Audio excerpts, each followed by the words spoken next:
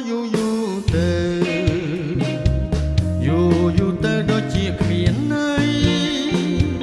នៅមិនអាចងាយររីត្រីនឹកថាដូចជាខ្វះវៃវៃអូមែងខ្វះដៃស្រីធ្នោនៅកំឡោដល់ណាខ្ញុំ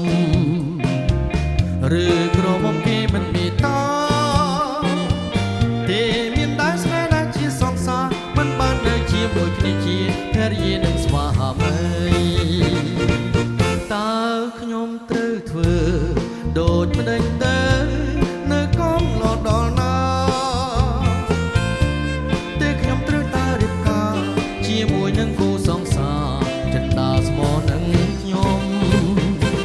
តែបើស្នេហ៍ប្រែក្បត់វិញ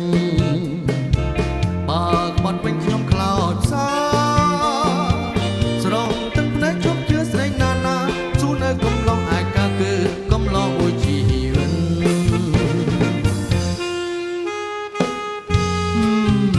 គិតចុះគិតឡើងដដែលជាដដែលបរិបក្នុងលោកត្រូវមានភរិយាមែនតែចុះបើ